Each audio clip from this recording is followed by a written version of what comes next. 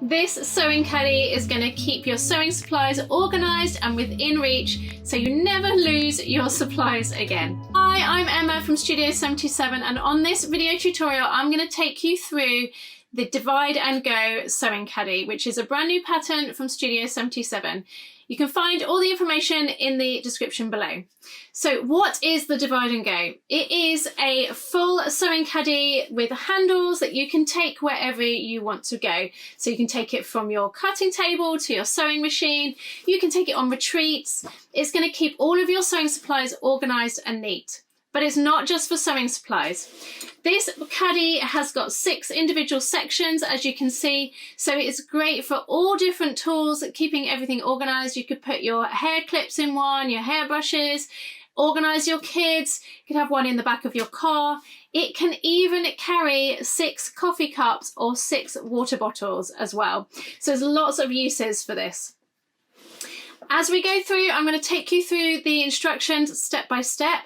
The version that I'm going to be doing today is that we're going to make our own handles. You can use webbing like I have here, and it explains how to do that in the pattern, but I'm going to show you how to make your own handles. The dividers are done via velcro, so you can take each one out. You can make it so that there is just one large section and 3 single sections. You can really change it up, take the whole divider out if you want to as well. On the sides, we have these kind of slip pockets. There's 4 on each long side, or 2 in each long side. And we have done these so that they don't bag, they don't gape out. Nothing's going to fall out of there because we've done some bar tacks along the top. I'll take you through that when we go through it on this tutorial. And you can either have one long slip pocket, which I'm going to do on this tutorial again, or you can divide it like I have on this version so that you have 4, 2 on each side. On the ends we have zipper pockets as well. These are great for keeping your bobbins or any small supplies. I've also got one on the other end, and as you can see I've got my needles in here. This is a great project. You're going to be making up lots of these. I'm so excited to see your version, so let's get started. Okay, so the first thing you're going to want to do is to download the pattern, and you can find that in a link in the description below. You're going to want to make sure that you print it out so that all the templates are the correct size. I like to print out the instructions so that they are 2 on 1 page, saves a little bit of paper, but obviously when you come to do your templates, you're going to want to make sure that the 2-inch square, as is shown on the template pages, are to the correct size. If you've got the printed version, then obviously that's all correct. You don't need to worry about it. With the SVGs and projector file, you're going to want to make sure that the square matches up as well. There are full instructions within the project for that. Okay, so here's what you're going to need for this pattern. You're going to, of course, need your outer fabric and your lining fabric. I am using all cotton, and I recommend you do the same. It can get really bulky when we get to those top edges. That is also, I will mention now, that is why this is classed as an intermediate pattern, because of the top stitching around the top edge. When we get to that, you'll see what I mean. But I'm going to give you lots of tips as well for doing that, how to raise up your machine so you can get around that a bit easier. But that is the difficult bit. You can leave off the top stitching if you want, then it will make it a lot easier. And I always say, if you are up for a challenge and you're up for giving it a go, then just give it a try. What's the worst that can happen? Okay, so you're going to have your outer and your lining. I have used a kind of multitude of different fabrics for that because I want to give it a little bit of different colorways throughout. So you'll see what I mean as we get going. You're also going to need to have some mesh fabric. Now this I use by Annie's. This is a one-way stretch, so it gives one way, it doesn't give the other way. It's kind of straight up and down, you can't pull it, but left to right you can. That's how you want to cut it across your pattern piece as well, which is pattern piece 5. You're also going to need some Decaville Heavy. You can use Decaville Light if you want to, or you could use Peltex. Peltex could get a little bit tricky, a little bit thicker around the seams, so I would go for Decaville Heavy if you can. Decaville Light, like I say, is fine, but it won't be quite as strong, or as stable, I should say. You're also going to need some Velcro. or hook and loop tape. This is definitely sew in, not stick in, because you can get the varieties. I have cut this down from slightly wider to be 1 centimetre wide by 10 centimetres long, and there are 6 of those, both hook and loop sides, so mine are already attached. You're also going to need 2 zippers with pulls on, and these are to be 20 centimetres long. And we're going to need 2 lengths of bias binding, which is 20 centimetres long as well. I have just made mine out of the same fabric. You could buy pre-bought ones, totally up to you. Also, as I mentioned in the intro, I'm going to be making my own handles. So I have pre-cut out 2 widths, which are 4 inches wide or 4 inches high, and that is by 65 centimetres long. The inches for everything is also in the pattern too.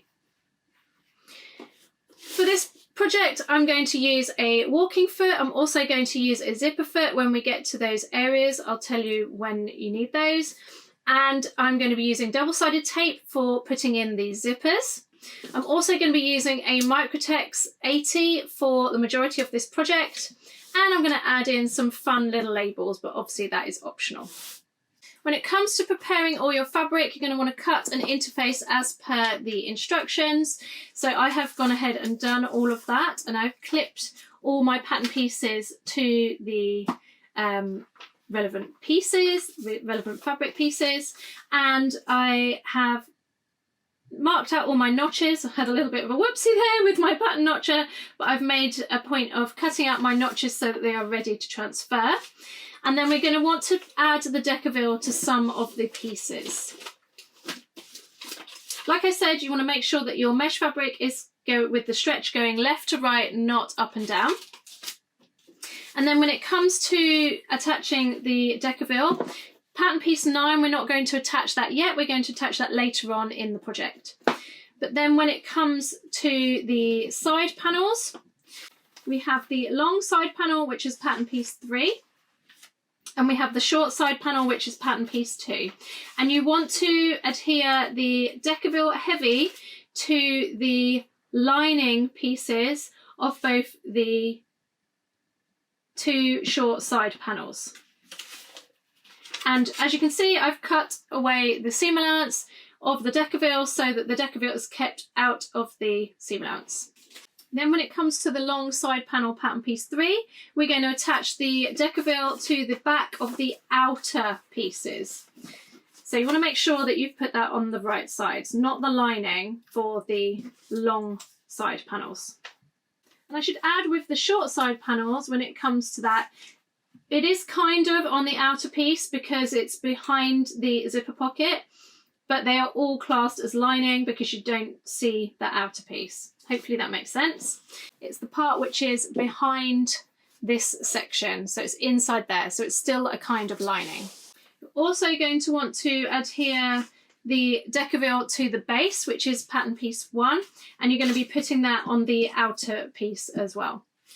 Okay, so we're going to start off with doing the handles. Now, like I say in the instructions, it shows you how to do this with webbing, but I'm just going to give you a quick explanation of how I'm going to do that. Now, this fabric is really cool because it has lines all over it, so I don't need to mark the middle, but you would draw a line down the middle of those pieces, and then we're going to fold that in to meet that line. We're going to fold that along the bottom edge, and then we're going to fold it along the top edge so that it meets in the middle, and then we're going to press that all the way along.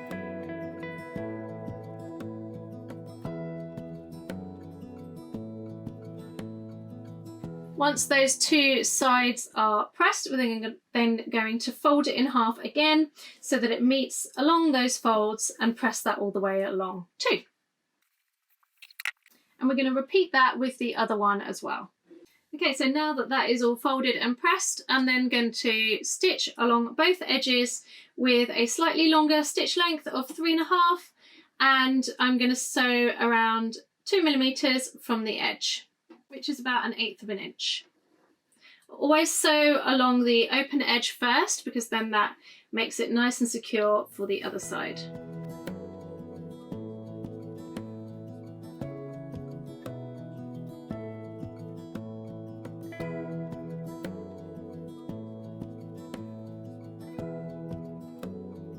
Okay, so I've got my 2 handles. I'm going to pop them to one side for when the pattern calls for those in the instructions. Okay, so now we're going to move along to making the middle divider sections. So we're going to start with the short divider, which is pattern piece 7. And we're going to fold it so that it is right sides together. And we're going to sew along the 2 short edges and along the top edge, leaving an opening in the top of around 3 to 4 inches. And I'm using a 2.5 stitch length for this. And we are, as with all of this pattern, unless I mention it, we are using a 1 centimetre or 3/8 of an inch seam allowance. I'm then going to snip the corners.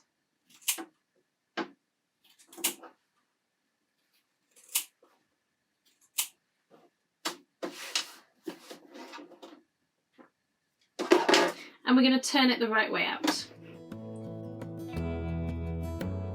Then we're going to give it a nice press. And we're going to grab our pattern piece 9, which is our Decaville divider. I'm going to grab 2 of those. And we're going to grab our pattern piece as well for our short divider. And you'll see on the pattern piece that there are these notches. And we're just going to lay the piece that we've just sewn on top so that we can make a mark where those notches are. You're going to use a friction pen.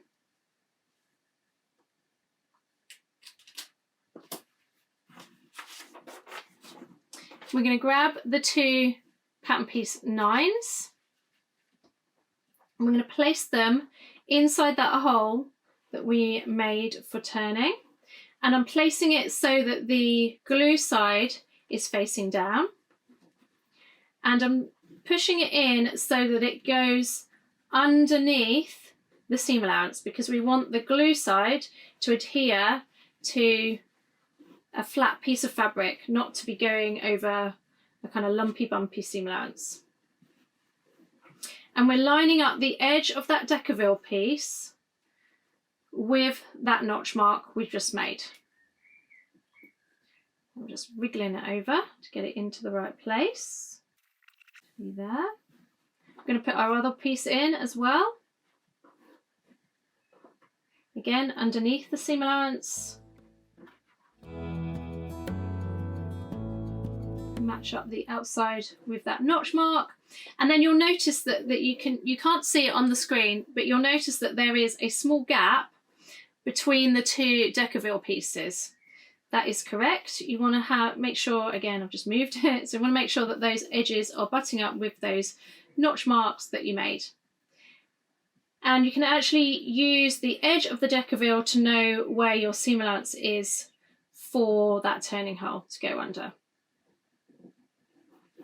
So we can give that a little press from this side just to kind of keep it a little bit in place and to get that seam allowance nice.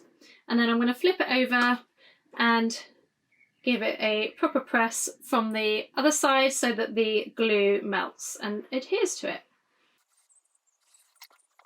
Okay, then we're going to do the same with the other short divider, and we're also going to do the same with the long divider, and I will show you how we insert the Decaville pieces for that.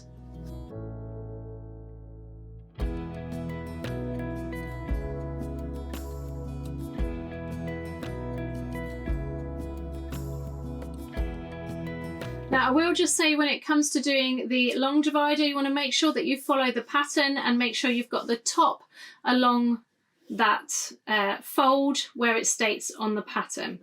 Okay, so I'm going to turn them the right way out, and then I'll show you how I add in the Decaville for the long divider.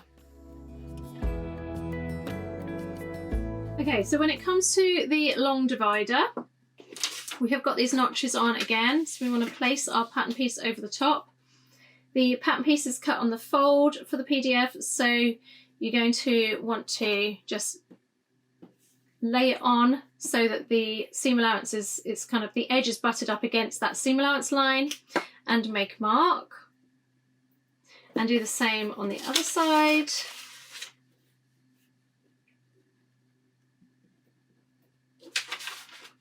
And then you're going to want to mark the middle of that piece as well. So we've got those 3 marks, the 2 outer and that middle one. And we're going to grab our final 3 divider pieces. And we're going to place them in just like we did before. So we place the outer 2 so that they are butted up against that line. Now, one thing I wanted to mention as well while I'm putting this in is that if you're finding that your pattern pieces are too tight, like they should be really snug for the Decaville dividers, pattern piece 9. If they're too snug, then you might have not got the exact seam allowance sewn. So you can just take a little slither off of the top or the bottom of those Decaville dividers. It's totally fine. I would just say don't take off too much, because obviously that's going to be off the height of your divider pieces. Then this final piece, we're going to find the middle. Just going to do a little crease down that middle. We're going to match that up with the middle mark that we made on the fabric. That crease didn't come out too well, so I'm just going to make a mark on there too.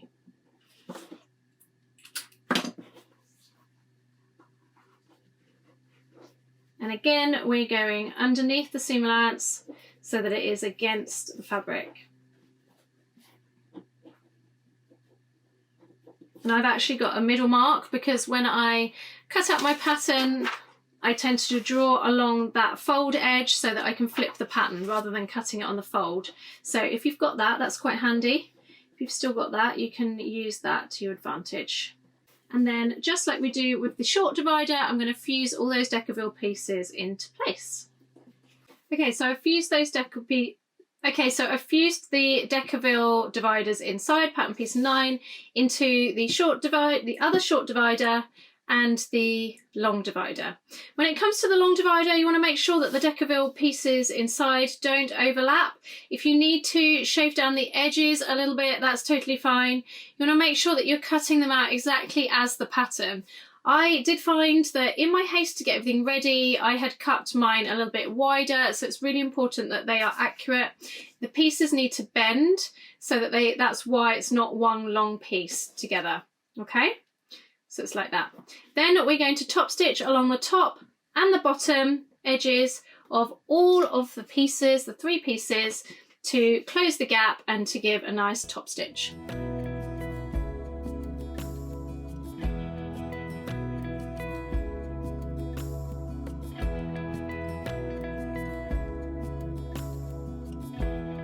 Next, we're going to grab our Velcro pieces and we want to get the soft side, the loop side, away from the female or the hook side. Okay, so I've separated all of the male to the female or the hook to the loop side of the Velcro. Now there's 2 ways that you can do this. You can either have the soft side on the divider pieces, or you can have the soft side on the lining of the main part of the bag. The difference being that if you ever want to take the divider pieces out, you're probably going to want to have the soft side on the lining. So that's what I'm going to do. I'm going to put the hook or the rough side or the male side onto the divider pieces. And to do that, we want to see where our marks were. You can also see where the edges of your Decaville is. So you don't have to remark it if you don't want to. I'm going to grab one of those pieces and I'm going to stitch it along that edge within the seam allowance of the Decaville. It's not really seam allowance, is it? But within the space where there's no Decaville. And that's on the short divider. I'm going to do that on both ends.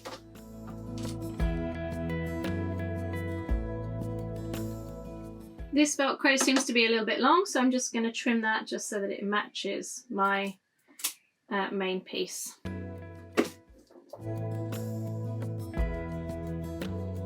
Okay, so I'm going to repeat that on the other short divider and I'm going to repeat it on the long divider, but I will show you that when I get to it. It's worth noting as well, if you're having trouble with this, that you could use double-sided tape to keep the Velcro in place.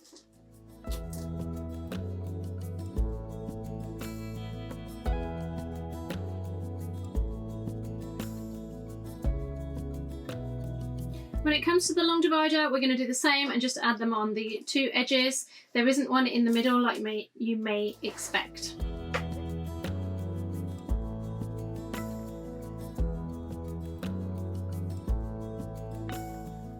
Now, if you're following along with the pattern instructions, I'm just jumping ahead a little bit just because I want to get this part kind of finished.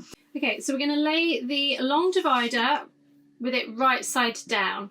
So I'm going to call the right side with the part with the velcro on. I'm going to make sure the fold is along the top with the opening along the bottom. That is obviously stitched up, but we're going to call it the opening. We're going to lay a short divider right side down on top and fold it in half where the deckerville is. So it's going to fold nicely, and we're going to find the fold in the long divider in between those deckerville pieces as well. Okay, so it should fold nicely because there is a gap between your deckerville pieces. It should line up pretty evenly.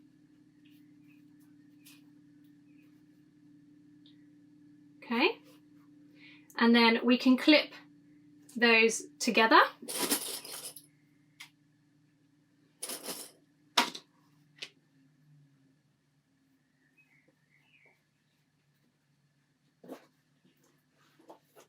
We're going to open it up, and where that fold is, we can do a mark, top and bottom.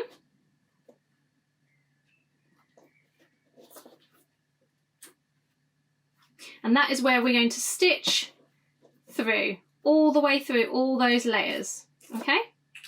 You could, of course, draw a line as well. That's going to get you a really nice straight line using your friction pen.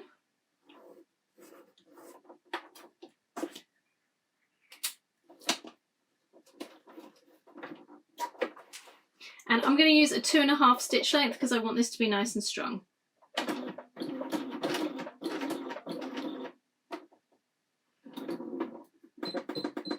Needle's not in the middle, so I'm just adjusting that.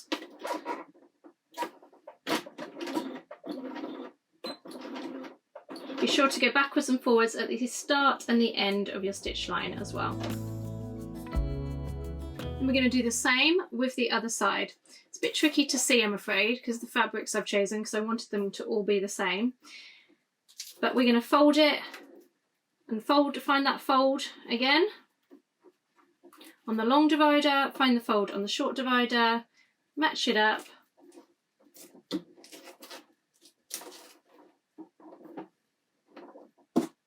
and stitch it all together. So we can give it a bit of a press to encourage those pieces to go in the right direction, and you can see that we've got our divider pieces ready to go. I'm going to put that to one side as we work on the rest of the back. Okay, now we're going to work on the long side panel and the short side panel. I'm going to work on the long side panel first, and this is the lining. Okay, so the piece without the deckerville attached. Work on one at a time. Now you can see I've marked out these notches. I'm just going to transfer those marks through to my actual fabric, because that is where we're going to be sewing on our velcro, or our hook and loop. Okay, so I grab my soft side of the velcro, I'm going to place that there, I'm going to make sure it's out of the seam allowance, and I'm going to stitch that around, all the way around the edge to keep those in place. I'm going to do that on those two pieces. It's worth noting as well that these are not exactly evenly spaced. There is a slightly wider area in the middle, so it's really important that you follow the pattern templates. Again, you could use double-sided tape to keep that in place if you would prefer. Before I sew that, I'm going to go ahead and mark out all of my pattern pieces so that I'm ready to go, because we're going to do that the same on the other long side panel and the two short side panels. And this is all on the lining, like I say. And we're stitching it to the right side of the fabric too.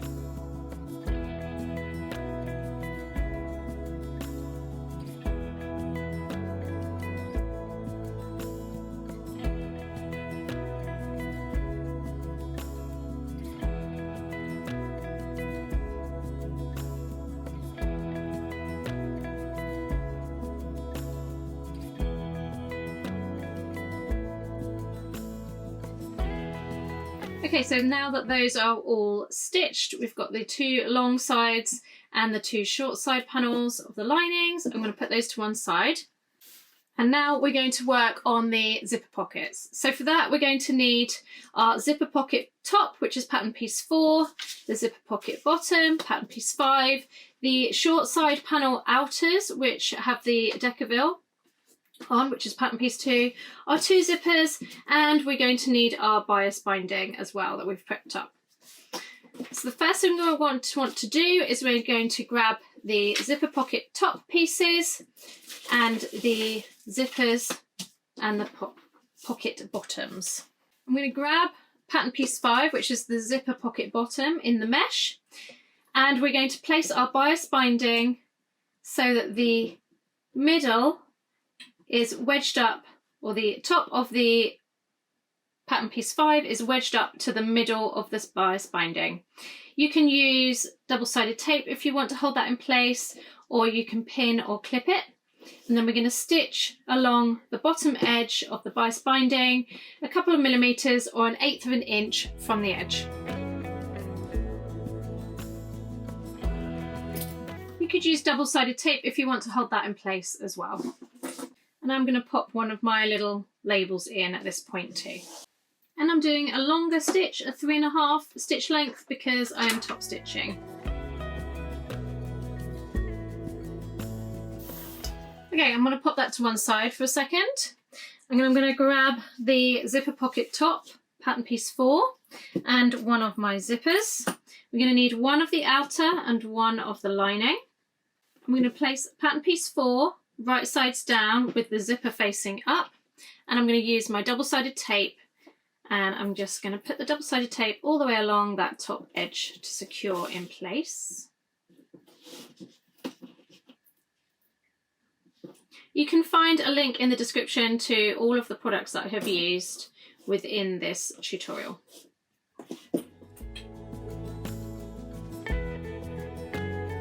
And then what we can do is we can then baste along that edge. You don't have to baste if you're using double-sided tape. You may want to skip the basting and go ahead to the next stage, which is what I'm going to do. So if you want to, go ahead and baste that, and then we're going to flip the zipper over so that the wrong side is up, and we're going to place our lining right sides down. Now I'm just going to double check, because both of these are slightly directional, although this one I've cut in a little bit of a different way, but it's fine because it's the lining, and I want to make sure that it's that way up. Use some more double-sided tape,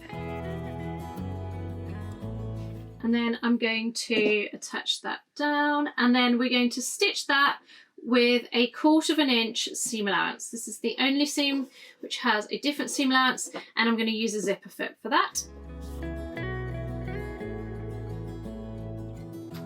Now just be careful when you move that zipper out of the way when you're stitching this line. I haven't basted the ends of my zipper, so I could pull the zipper straight off. So obviously you just want to have a little thought about that when you're doing that. Okay, then we're going to turn those two pieces so that they are wrong sides together, and then we're going to top stitch along that top edge.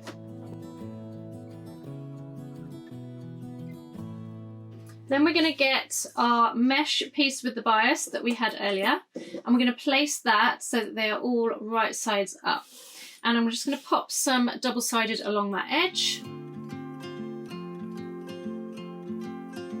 And you want to place it so that there is an equal distance between the bottom of that top fold and the edge of your bias binding. And then we're going to go along and we're going to top stitch that along that top fold of the bias, a couple of millimeters or 1/8 of an inch from the edge. Then I'm going to trim off that bias that we don't need.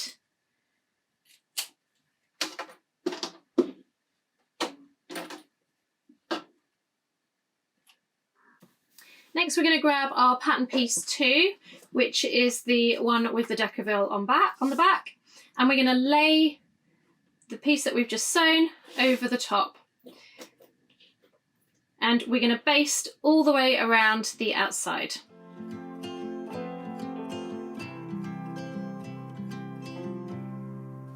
When I baste, I use the longest stitch possible on my machine, and I'm stitching within the seam allowance. So of course that is 1 centimetre or 3/8 of an inch.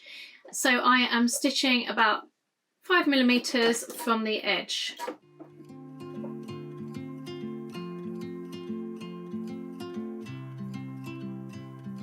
Okay, so that's done. We're then going to do exactly the same again so that you have two looking the same.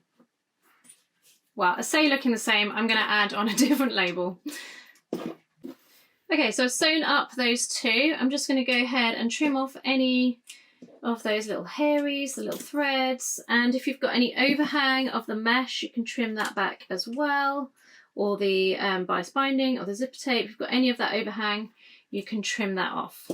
And then we're going to put those to one side. I'm going to grab our long side panels and our handles that we made at the beginning, or if you're using webbing, you just want to prep that up, cut those to the right length. Just going to check mine are the same length.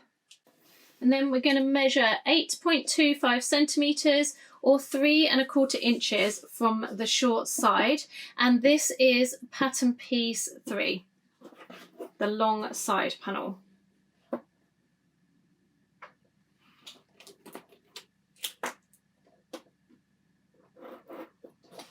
And we're going to measure the same on the other side, 8.25.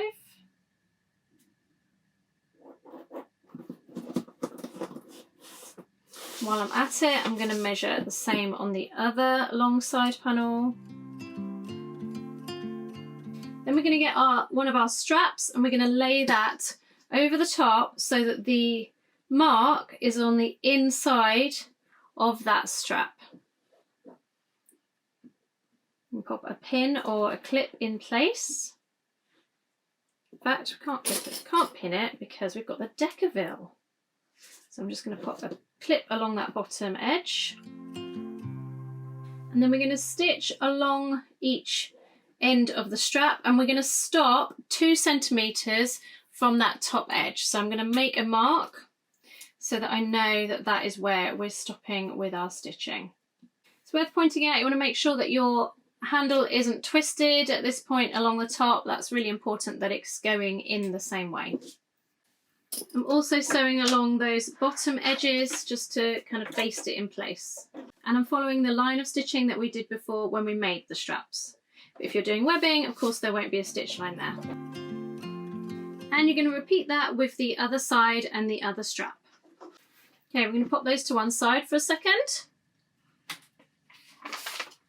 And we're going to grab the long slip pocket, which is pattern piece 8. And you want to pay attention to where that top fold line is. I'm going to grab one of those. I'm going to place it wrong sides together, sorry. And you can see I've got that mark from where I cut it. That's good. We're going to keep that there for a little bit. And I'm going to top stitch along that top edge. Like normal, I'm using a 3.5 stitch length for my top stitching, and it's a couple of millimeters or about 1/8 of an inch from the edge.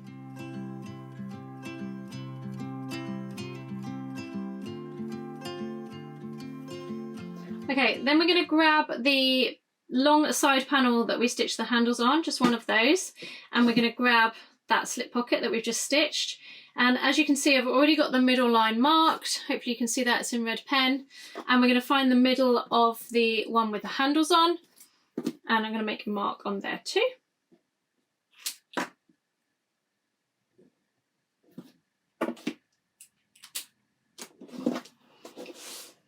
And we're going to lay that so that they are both right sides up, matching up that middle mark on the slip pocket with the middle mark on that long side panel.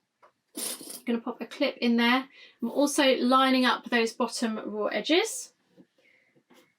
And I'm going to stitch along that middle line. Now, if you're going to do a long slip pocket so that there aren't two separate pockets, you're not going to do this step. Okay, so one side I'm going to have a really long pocket, one side I'm going to have two smaller pockets. Okay, next we're going to mark Again, this is for the 2 separate slip pockets. We're going to mark 6.5 centimeters from that middle line. Okay, so that's 6.5 centimeters, or if you're in inches, that's 2 9/16 from the center line, and we're going towards one of the short edges. Okay, so in this case, the left short edge, and then we're going to fold it so that along that line. So let's make that line go all the way.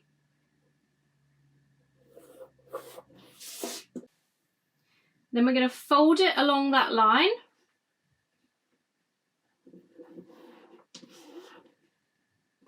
And we're going to top stitch just that along that line. So a couple of millimeters from the edge, or 1/8 of an inch from the edge. And I'm going to give it a quick press before I top stitch it.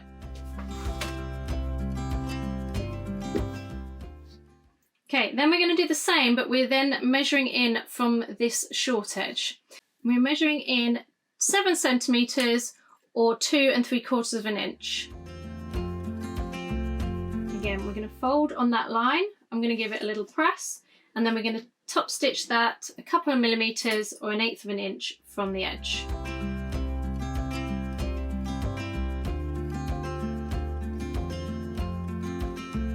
Okay, so you're going to have these 2 folds here that we've stitched, and we're going to place the short edge against the short edge of the underneath piece, and I'm going to pop a clip in there. And then you can see that this is quite baggy and gaping. So we're going to fold it so that it goes either side.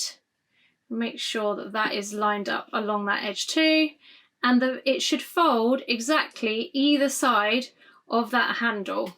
So I'll pop a couple of clips in so I can show you. So it's folded either side of that handle, like so. And then I'm going to give that a press.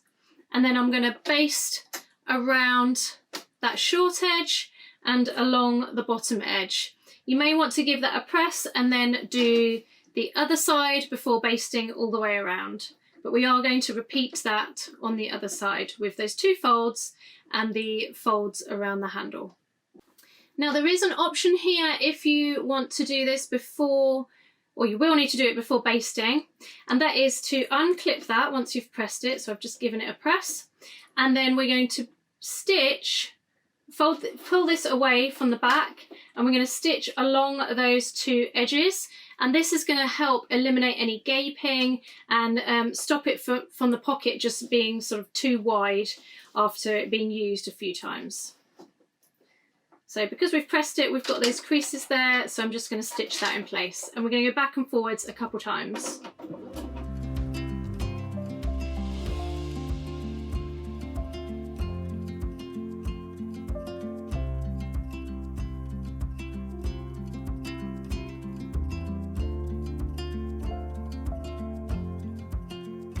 So now I've done that second side, I'm going to baste along the 2 short edges and that bottom edge to keep it all nice and together.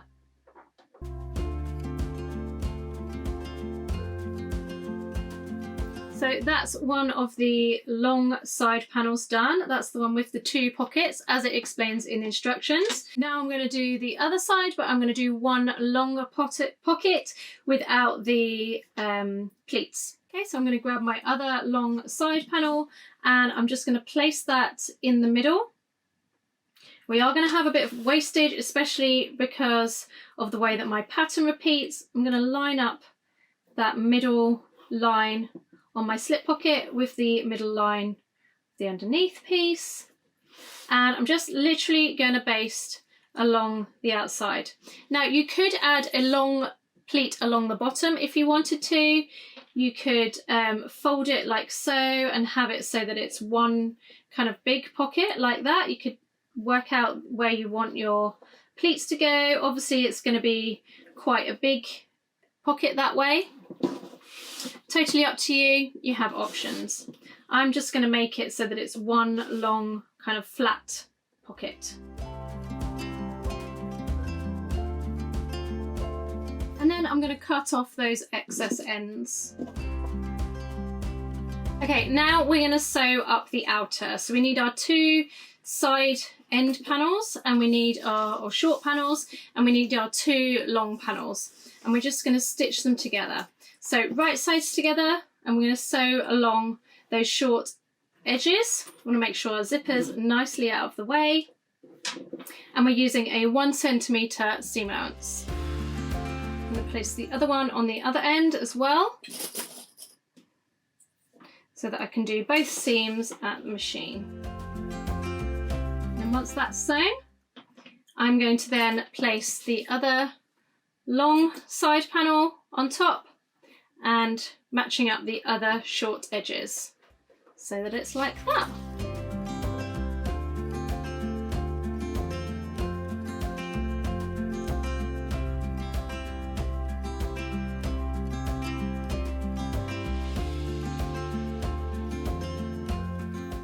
Next, we're going to get our outer base, which is pattern piece 1, and we're going to place that right side down with the handles on the table, like facing the table. Okay, so we're lining up those bottom edges, and we're going to sew it to the 2 long edges first, and then the 2 side edges. Or you can do it the other way around, but it's good to do the opposite edges. And what we can do is we can match up this edge, this corner edge with this corner, okay? And we can pop a clip in place.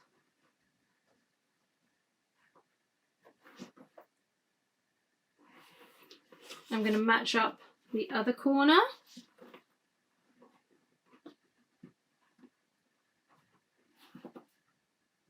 Don't worry about pushing the Deckerville out of place, just kind of show it where you want it to go. And then pop some more clips in. And then we're going to stitch that along that edge, and you want to start and stop 1 centimetre from the end.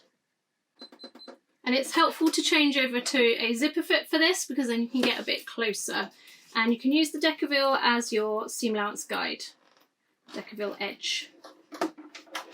So I'm going to start where that corner is.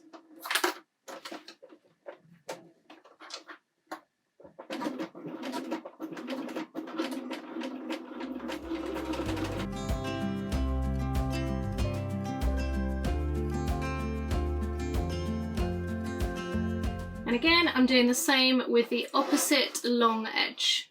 So I'm lining up those corners, starting and stopping 1 centimetre from each end.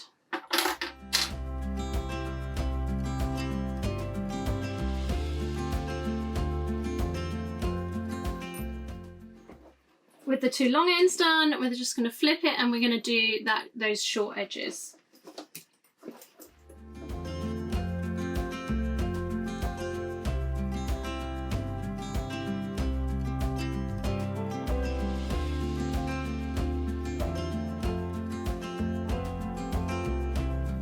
Okay, so it's going to look like that. We're then going to turn it the right way out.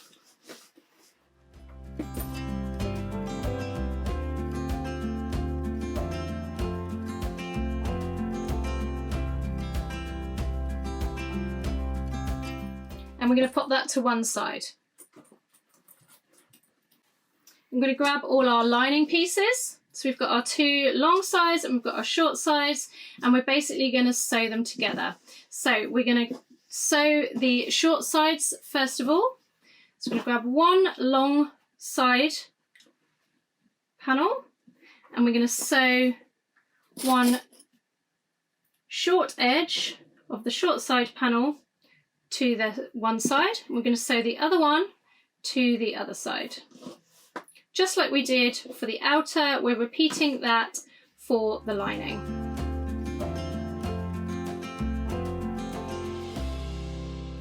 Just like we did before, we're then going to sew the long side panels to those short edges.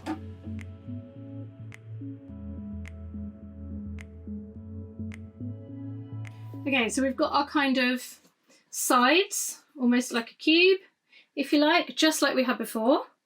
I'm going to grab our final pattern piece, the base lining, pattern piece 1.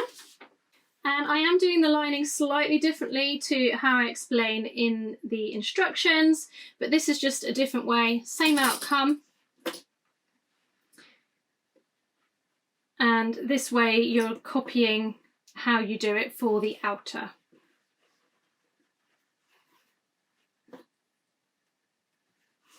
Okay, so same as before, we're going to do the 2 long edges first. I'm going to clip both, and again I'm matching up the corner with the corner of pattern piece 1 base with the corner of the side panels, long and short. And I'm going to stop and start 1 centimetre from the end. Now on one of the long edges we're going to leave a large turning gap, and this is like 5 to 6 inches along there, and you can feel with your finger where that edge is of the seam allowance, or you can make a mark if you need to.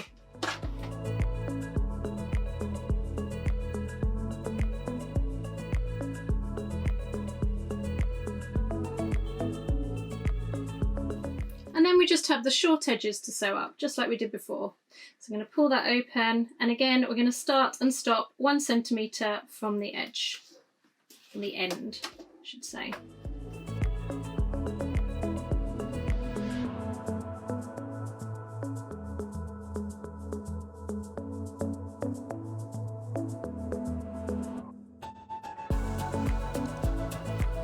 Okay, so we've got our turning gap there.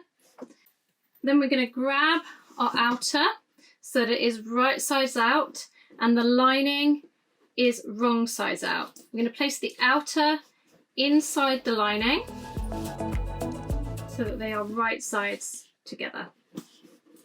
We also want to tuck the handles, make sure they're definitely out of the way, and stick them right underneath there on both sides. You do not want to be stitching those at all.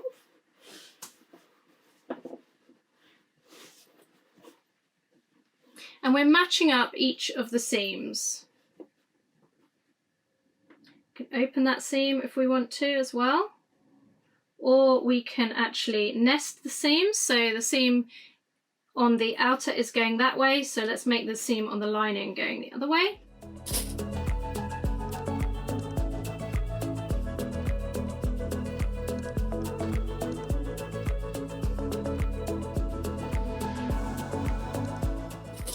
And I'm going to keep clipping all the way around so that it's all evenly spaced for sewing.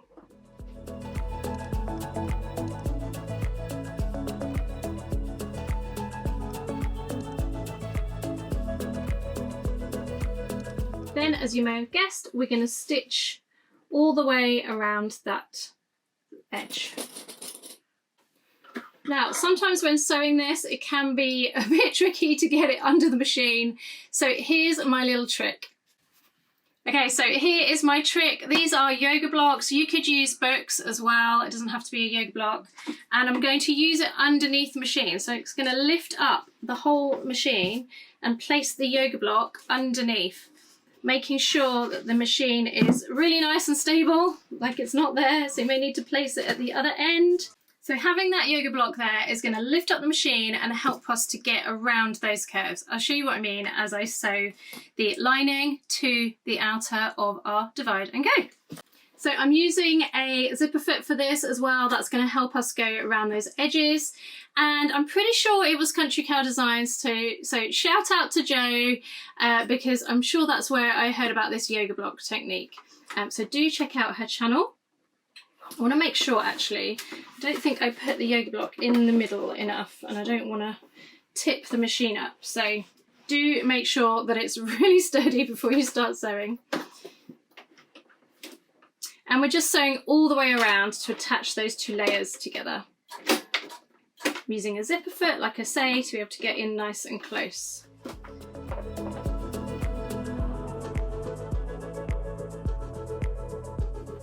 I'm coming up to that handle area, so I'm just going to push that handle really out of the way. We do not want to be catching that.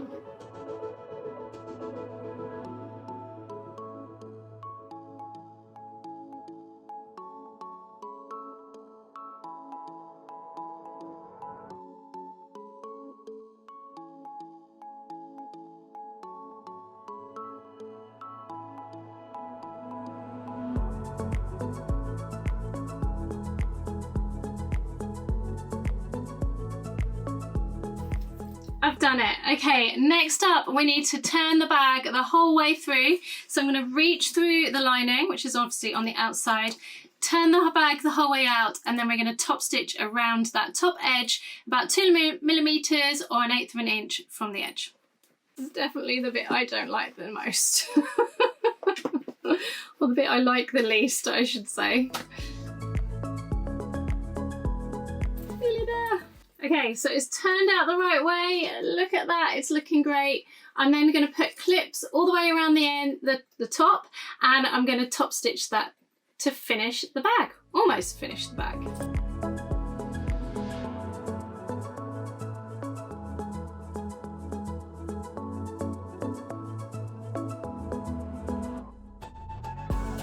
Moving across back to a walking foot, because that does make life a little bit easier, and I'm all for that.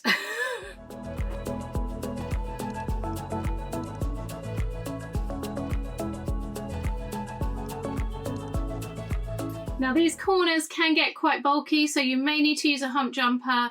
Just go slow, maybe extend the stitch length a little bit if you need to, and you might need to go up a needle as well, a needle size. Now if you want to, you can top stitch over the handles. I'm not going to, I'm going to pull my handles out of the way, but it's kind of an either or, doesn't really matter which you choose.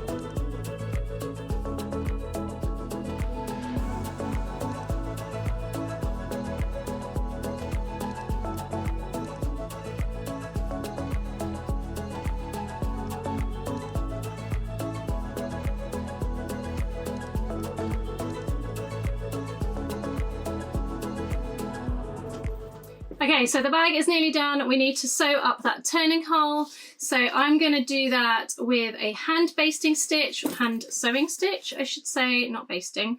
And how I'm going to do that is I'm just going to pull those edges together so that seam allowance are on the inside. I'm going to pin that along the edge. Looks like I've pulled some of those stitches there on the birthing. That's okay.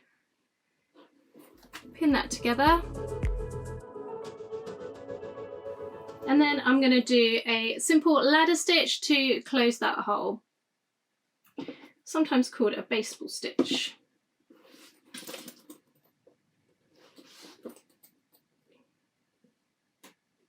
You could do this on the machine though as well if you want to. So I'm just taking a few millimeters from each side to sew it together. I feel like this is a pretty good payoff for not having to do that binding.